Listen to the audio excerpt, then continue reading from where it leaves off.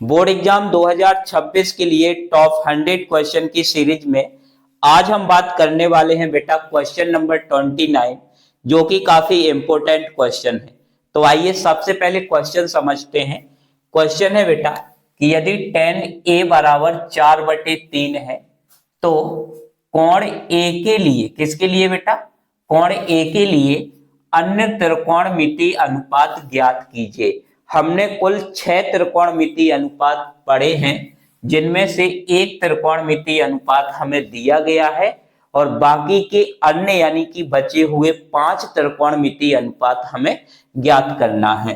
तो tan के अलावा कौन कौन से अनुपात बचे हैं बेटा? sin a के लिए हमें ज्ञात करना है, तो हम यहाँ पे क्या लिखेंगे? sin a। sin के बाद cos a ज्ञात करेंगे। tan हमें ऑलरेडी दिया है तो हम cot a, sec a और cosec a को हमें यहाँ पे ज्ञात करना है। अब आपको याद होना चाहिए कि साइन का फॉर्मूला होता है बेटा लंब बटे कर्ण, कॉस का फॉर्मूला होता है आधार बटे कर्ण, टेन का फॉर्मूला होता है आधार बटे लंब, सेक का फॉर्मूला होता है कर्ण बटे आधार, कौशिक का फॉर्मूला होता है कर्ण बटे लंब। तो 5 त्रिकोणमितीय अनुपात हमें ज्ञात करना है। अब आप समझिए कैसे हम ज्ञात करेंगे। तो सबसे पहले हम लिखेंगे दिया है। क्या लिखेंगे बेटा? दिया है। कौन सा अनुपात दिया गया है हमें?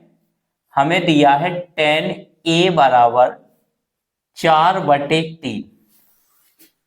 अब हम क्या करेंगे कि जो अनुपात हमें दिया गया है हम उसी अनुपात को यहां पे लिखेंगे।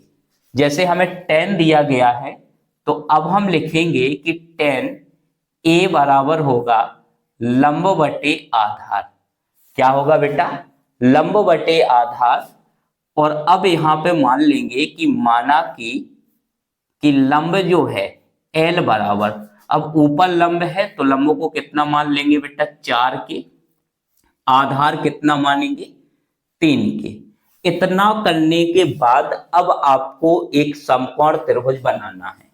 समकोण त्रिभुज जब बनाओगे तो आपको याद रखना है कि यहाँ पे हम a के सापेक्ष त्रिकोणमितीय अनुपात की बात कर रहे हैं।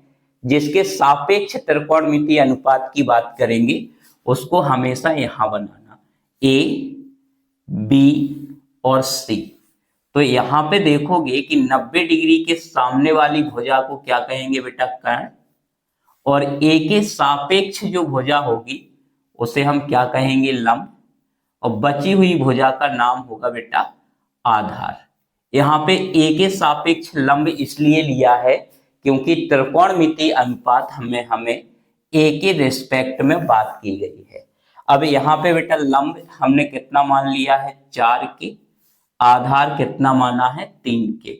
अब तीसरी भुजा कर्ण हमारे पास नहीं है तो सबसे पहले कर्ण को ज्ञात करेंगे। कैसे ज्ञात करोगे बेटा? हम यहाँ पे समकोण त्रिभुज, समकोण त्रिभुज ABC में पाइथागोरस प्रमेय से, पाइथागोरस प्रमेय से, पाइथागोरस प्रमेय क्या होती है? कर्ण का स्क्वायर बराबर लंब का स्क्वायर प्लस आधार का स्क्वायर।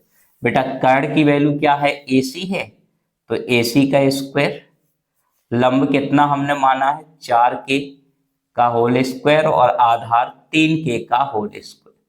4 के का स्क्वायर करोगे 16 के स्क्वायर और ये हो जाएगा 9 के स्क्वायर, जोड़ने पे 25 के स्क्वायर और AC बराबर हो जाएगा √25 के स्क्वायर। बाहर निकालोगे तो AC बराबर 5 के, यानी कि जो कर्ण है वो हमारा कितना आ गया बेटा? 5 के।